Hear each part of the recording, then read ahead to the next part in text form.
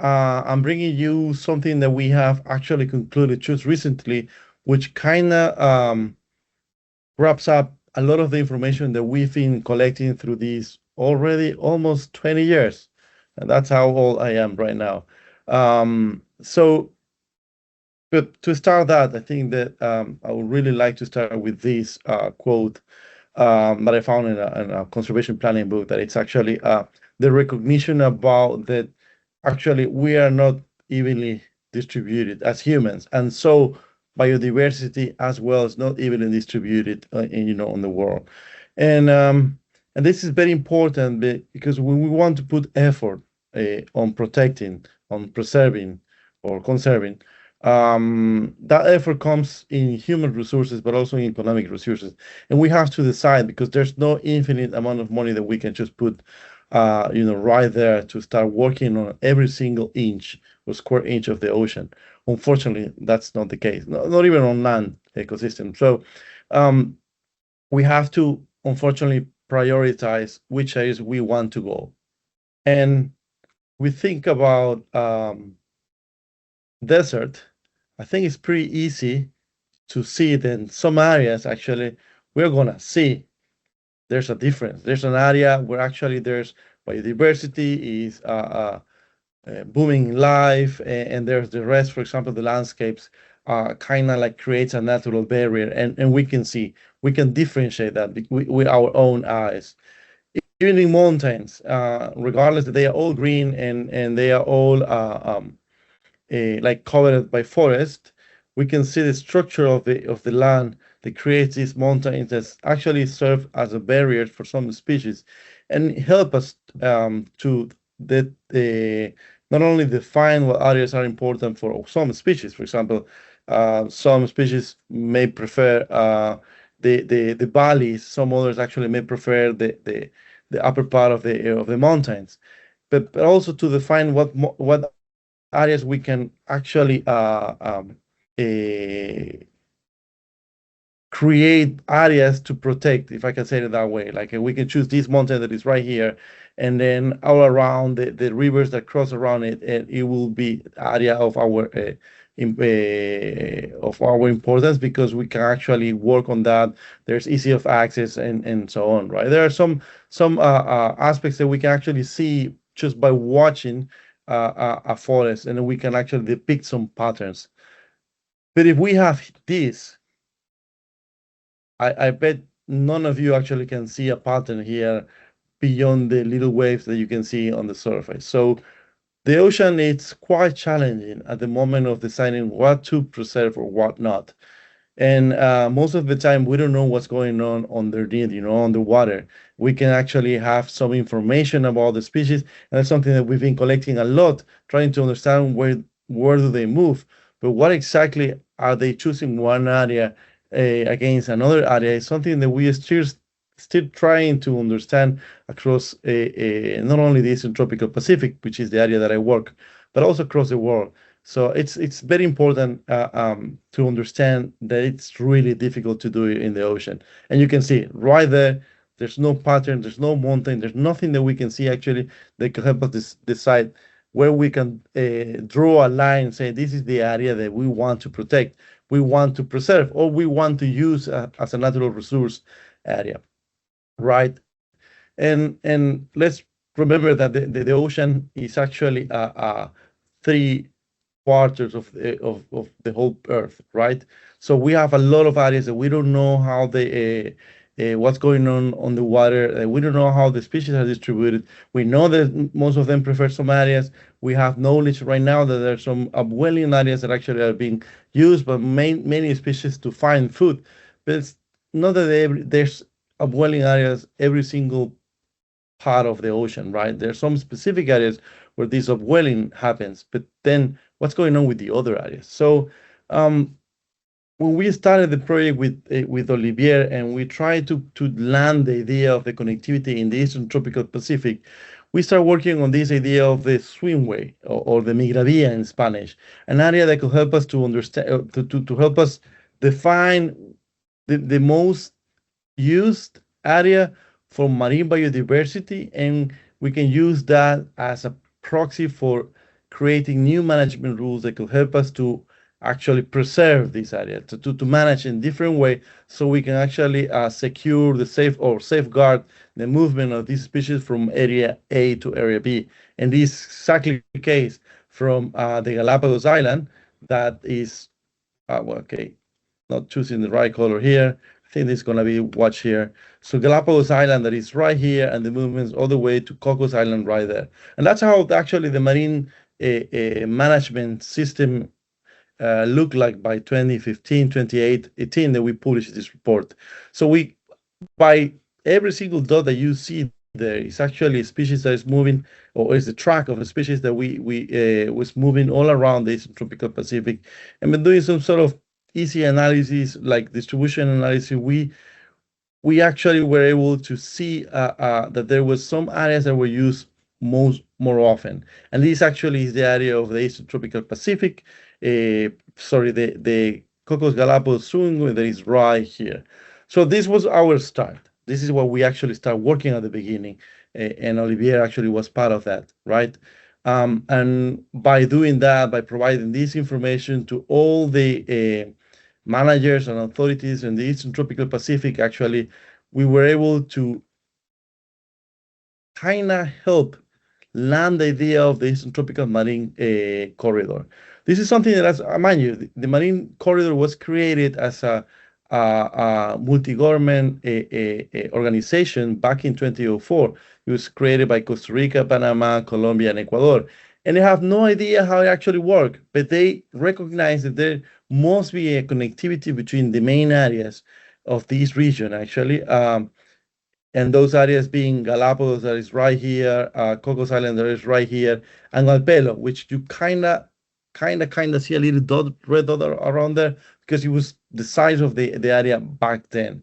But all of this information, all this work about assessing connectivity, satellite tracking individuals, acoustic tracking more individuals of sharks, sea turtles, rays, whales, and everything, help us to actually kind of create a setup to show that there is connectivity. And although the Coco Galapagos swimway didn't look like in the way that we planned, you can see right here that actually, you can see right here that there's new marine protected areas called Brotherhood or Hermandad, the Bicentenario one, and the Cocos expansion that actually is helping the whole region to be connected as a single one. Yeah. Although it's managed in different ways, we are working right now really hard to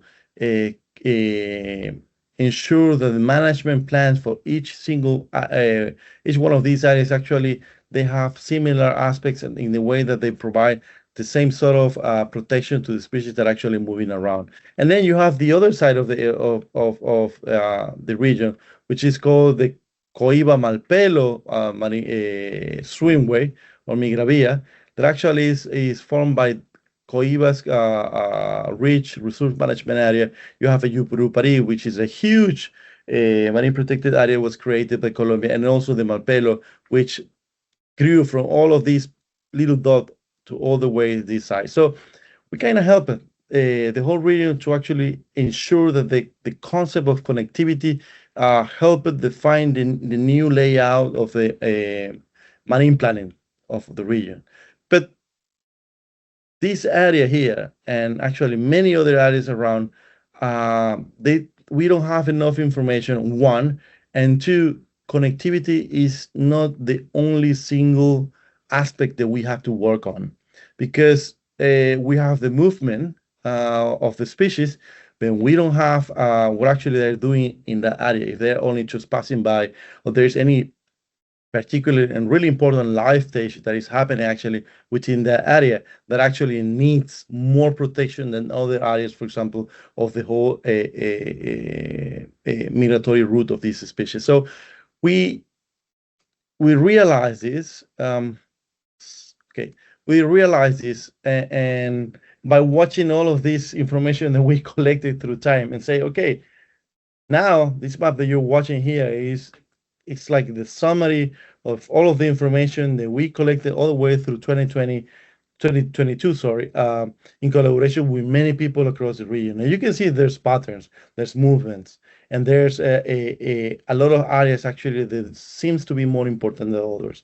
But these areas, mind you, are biased by the amount of tagging effort that we have put on some specific or particular marine protected areas. So the other areas, beyond national jurisdictions, I are kind of less sample because the species actually, as I said, we're tagging within marine protected areas, so we don't have enough information, and that's something that is very intriguing when you want to provide information to the governments and you want to provide information for the CBD and all these a new concept that is new accords that have been kind of hopefully already in place, like the BBNJ, the Biodiversity Beyond National Jurisdictions Accord, that are important, recognizing that there are some areas that are beyond the national jurisdiction that need protection and need management, right?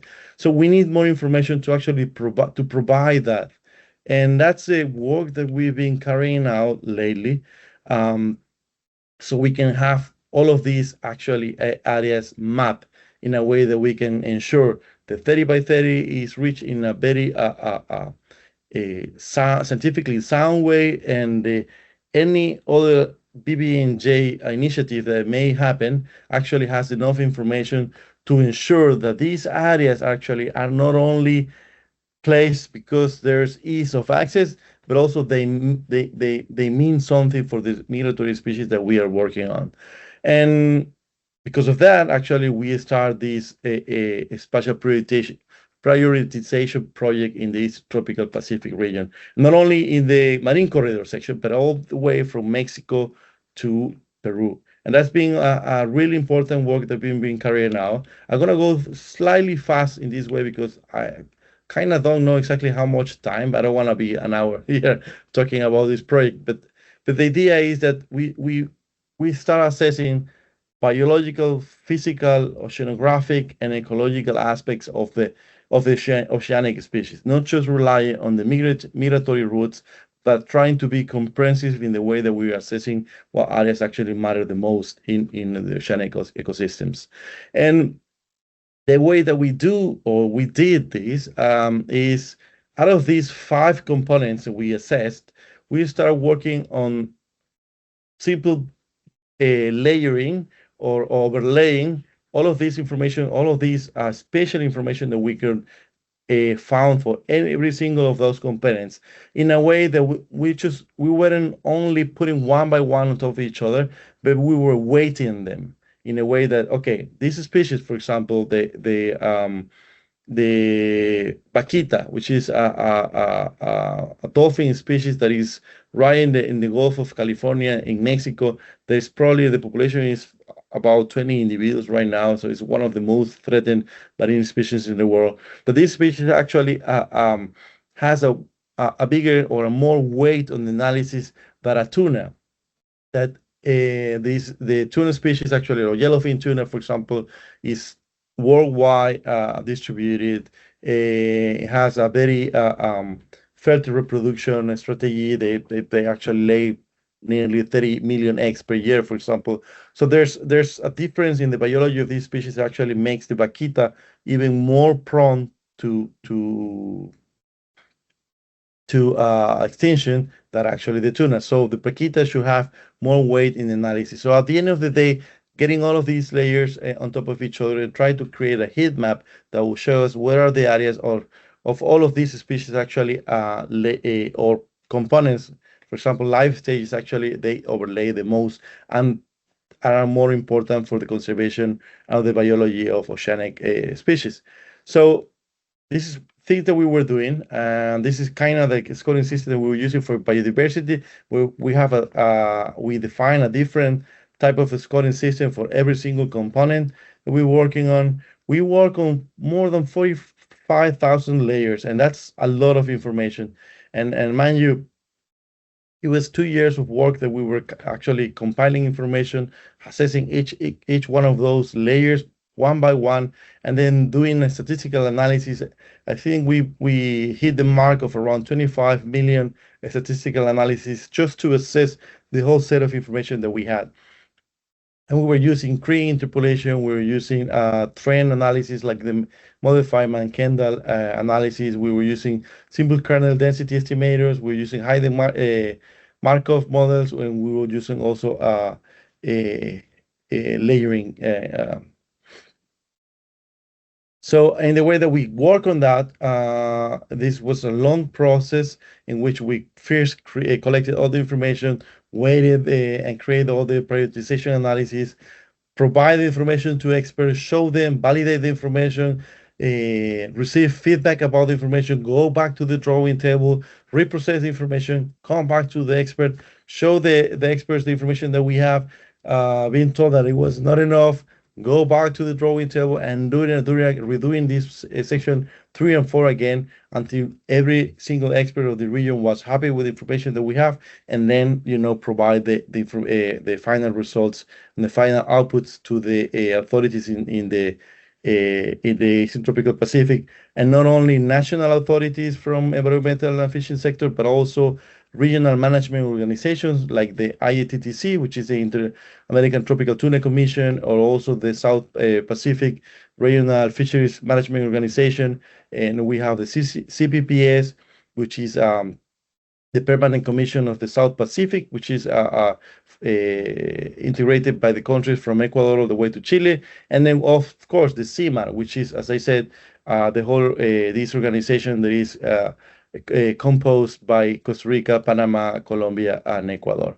So after finishing this, it was a long process, and we have more than 7 workshops, and we included more than 150 experts for the whole region, so we can actually have a solid tool to define what areas are more important to preserve. Not in this moment, not necessarily they have a more biological meaning than other areas, by the way. So with this in mind, just very briefly, what we have in every single component that we got, and this is, I think, the first component is very important. We got all the information that we obtained from the IUCN distribution dataset. But then there's some species, for example, that are not properly assessed, or they have information that is not so in a way that are updated. So we work on information that we have, for example, from the IATTC, and we corrected the polygons that we were obtaining from the IUCN in a way that actually were showing more the distribution of species across the tropical Pacific. And for example, we have the big-eyed tuna here, the Tunus obesus, that according to the IUCN is cosmopolitan. You can find in every single corner of this tropical Pacific. But then if we use the information from the IATTC, the catch information from the last 30 years, you will see that this species actually is not distributed in the whole region. There's a very marked area that they're actually using in the central park around the equatorial region, that actually is where they find the species, or they have found the species, or they have catches of the species, in the last 30 years. So we were correcting the polygons or changing the polygons based on we couldn't find a more updated information. And we did this with this species, we did the others with other species as well. For example, the ISVN dataset shows mostly buffer for some specific or particular species. For example, they have a 40-mile buffer, so they can actually be depicted better, in the maps that you guys have in the Red List webpage. But then that doesn't necessarily show the vertical distribution of the species. For example, a lobster may show that is, all these areas 40 kilometers inhabiting away from these islands, Revillagigedo, but actually the species only goes all the way to 100 meters. So by using the bathymetry, we corrected the polygons as well of all of these species, and we did around 1,000 corrections on the information that we actually obtained.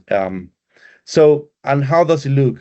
By layering and weighting the information, you can see that in terms of the distribution of the species, how can I minimize this? Well, can I minimize this? I'll put it here.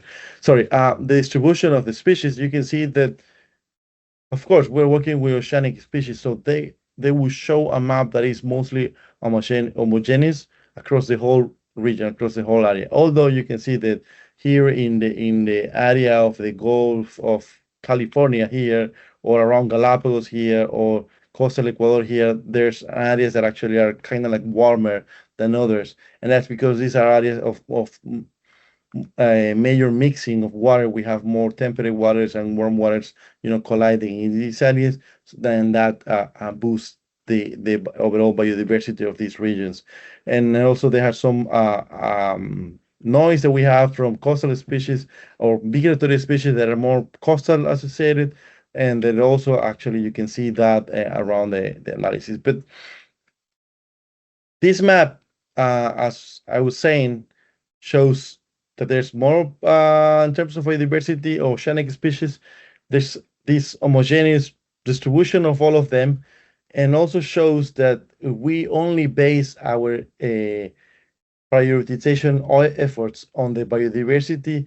We won't be able to actually prioritize because otherwise we'll have to do an effort just to protect the whole Eastern Tropical Pacific region. So we have to use more information, we have to use more components, and this is why we actually start working with information from the other components. For example, life stages.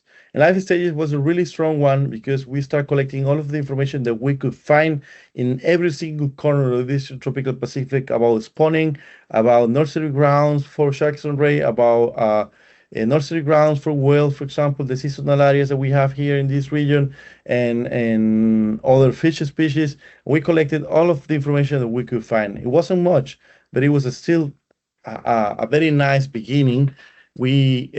I think we were more than 60. We collected more than 60 layers to work on this. But also we use the information from the IATTC on their catches to start defining what are the hotspots for example, for any particular species, where are the tunas mostly catch, for example, where we can find most of the, like 50% or more of the catches, through time, try to define those areas. And also we're working using our own migratory routes to try to define the areas, for example, that are usually most by these species, like areas restricted, like a demographic aggregations areas, although we don't know why. But then using these areas also to define these demographic aggregation areas, and the other ones, like the blue ones that you're watching here, those areas here and here, use them as the migratory routes or the migratory areas for these species. So we use all of this information to fit the analysis and start doing this weighted analysis for this component. And then, as I said, use better information that we could find across the net, actually open access and not open access, so we can create this map. And this is, I must say, highly biased by the information that we have, that we were able to collect within MPAs, but also the information that there's people that have been able to collect, doing oceanographic research expeditions or tie-in research expeditions in areas that are actually mostly near coastal areas. So, and you can see all the movement of our sharks most of the time, going out of the Eastern Tropical Pacific, sorry, out of the SEMA region, but also moving all around these areas, like showing that there's connectivity between all of these areas. So this is the second component that we work on. I'm gonna go very fast to the next one, which is, I think, the one that I actually kind of like the most, because you were talking, or Olivier has been talking a lot about climate change. Climate change is an issue, not the only issue for migratory species and transboundary management or conservation, but it's a very important issue. So what we did here is just to get all of the information that we could out of the Copernicus Marine Environmental Service, Marine Service, and then we downloaded 11 layers from 1993 all the way to 2023, and then we prepared this information in two different ways. One was to create these mean maps of the average maps of all these 30 years of information, and the other one was to do a trend analysis of the information to try to understand what areas actually has changed already across these 30, 40 years of data. And we use only single criterion, which was what areas were more important, medium importance, of low importance for the distribution of our 160 oceanic species.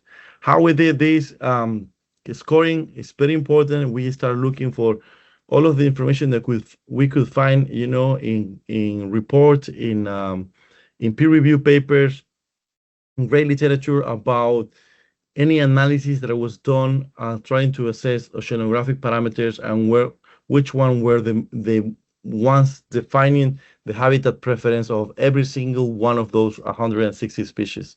So that was a lot of information. There's a lot of work, and my assistant was all the time actually saying, no more, please. But we had to do it. So we create this table showing which one was the most, like, kind of scoring. Okay, this one was already found once, this one was already found twice, so on. And then at the end of the day, have this frequency of occurrence of papers showing which variable was more important for all the species, and then use that to divide from 0 to 40, the ones that were low, 1 to 40, the ones that were low importance, the 41 to 80, medium importance, and so on, the last with the highest importance. And you can see which one were chosen as the most important: sea surface temperature, chlorophyll A concentration, and salinity. And how this information was used? Well, we defined the areas that were more important. For example, in this particular case, we have chlorophyll A concentration, and we were choosing, we were actually kind of identifying, like, creating the polygons of those areas that actually were more important as upwelling regions, and also finding the areas were important, for example, for salinity, and for all the 15 oceanographic variables that we actually tested. We were using here in this analysis. And then, sorry, I have to go through this so I can point it out. And then we have this map. This map shows where are all the oceanographic processes that we chose, we found, we detected, and how they overlay between among each other. So this is the relative importance of each one. So we can see here, because you probably don't know much about my area. This area here, sorry, I'll go back. This area here in the middle, it's called the equatorial region, and it's a very important area of upwelling and productivity in our tropical Pacific. But then we have also the Humboldt cold current that is part of actually the Humboldt welling region that goes off like the coast of Peru. And then we have also here again the Sea of Cortez of the Gulf of California, which is a very important and very productive area in our region. So you can see some patterns actually that kind of we knew of, but we didn't have a specific information to actually define the areas in a way that we can select a border for every single one of these. And Cesar. Yes, sir. Yeah, very sorry to interrupt, but we need to move on. So if you could take a few minutes. Yeah, perfect. Great. Thank you. Sorry about that. I have kind of like already like 100 slides more. Don't worry about it. Now, thanks. So so the other analysis was the trend analysis, and this is very important because by the constructing all the information that we have and getting every single time series, we did this analysis to understand which areas were actually changing significantly across time or have already changed it. So this is a paper that we published 2 years ago, and then we used for, doing this for the whole region. And you can see every single green area here is an area that has already changed. In terms of chlorophyll concentration, this is not the same signal that 30, 40 years ago. In terms of dissolved oxygen, you can see that there's some areas that actually are deprived of oxygen already, that this is something that we didn't know, and we weren't able to actually kind of measure the area that is being compromised so far. So we took all of this information and we created this map here. And this map shows the relative importance of all of these areas that have already significantly changed across time in the Eastern Tropical Pacific. And this is one of I will say, the jewels of the analysis that we did. We worked this with Dalhousie University in Canada. We needed a lot of power of computing power to actually to run this analysis. But you can see that most of the area actually in the middle, north of Galapagos, north of Ecuador, is suffering from significant changes in the oceanographic setting. And this is worrisome. We don't know if this is maybe good for some species, they may be bad for some other species. We don't know yet. We have to go into that analysis right now. But there's some areas that you can definitely find out that there's some areas of concern. And particularly this one here around, I don't know if you can see my yellow drawings here, but this is called the thermal dome. This is something that Olivier may know a lot about it, which is the Costa Rica thermal dome is a very important oceanographic feature of this region. So, said this, and going to finish this, the last component was physical habitats that we did, and this was very easy going. Define the seamount, define the underwater ridges, define the islands, and all of these relevant structures that actually were important for the oceanic species. And you can see this is the final outcome of that map, showing, although patchy, but there's a lot of areas that actually are important for oceanic species. Some areas actually more around oceanic islands, but at the end of the day, some areas that are actually that we didn't know. For example, this tiny one here south of Revilla Gigedo in Mexico that we didn't know it was actually quite important, and now we know. We have a kind of like the information to try to test this and go there specifically to assess the area, right? But how does it look? This, at the end of the day, we have to kind of show one single map that actually represents all of this analysis, and this is this map. This map that you're seeing here, and this is the last two slides that I have to finish this. Olivier, showing you guys what areas actually are the most important areas for the Eastern Tropical Pacific that should be managed. And then some takeaway messages from this. We caught only the 50% plus, the 50 to 100%, the areas of 50 to 100% relative importance. You will see this.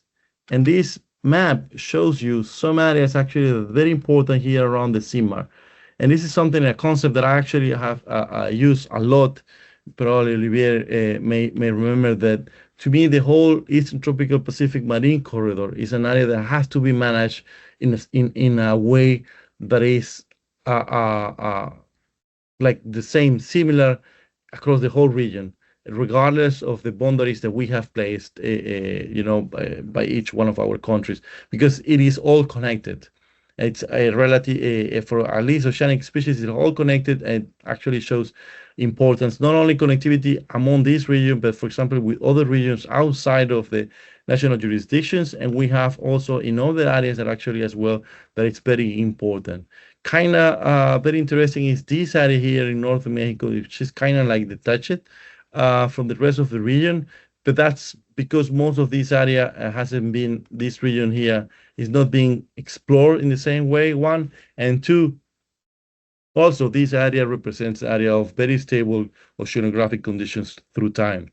So it's not that they are not important, but also they are kind of stable. So they don't represent much importance at the moment. And the final map that I want to show you guys is this. We defined 5 management units across the Eastern Tropical Pacific. One is the Gulf of California. 2 is the thermal centromedical, the thermal zone, the centromedical thermal zone, and we have the equatorial region here. Right, exactly in this region here, we have the thermal equatorial zone here, the northern Gulf of California region, and the whole SEMAR region here, like management units that should be managed in a way that they're homogeneous across boundaries. And this is something that we didn't know before, and it's a very important lesson when we try to understand the migration is one component that actually forms part of the whole life stages of our migratory species.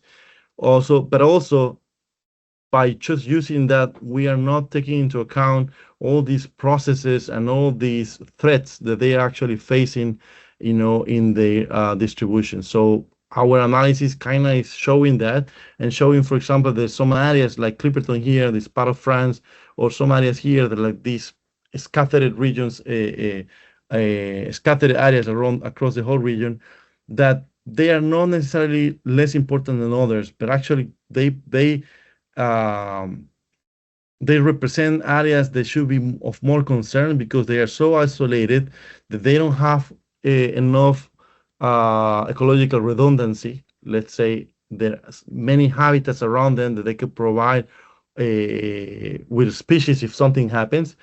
And also by not having that actually reduces the ecological resilience of these areas through time. As Olivier said, we have some stressor like climate change or fishing, human stressor actually that wipes completely the species that are actually found in this area.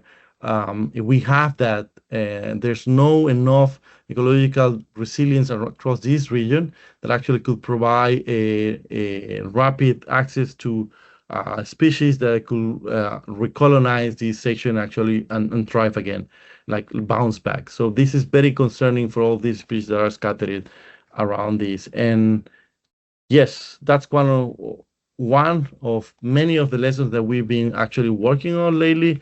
And I'm gonna leave it here and then say thank you so much for all your time. Hope you understand my very bad English, by the way. Hope it was a very enriching for you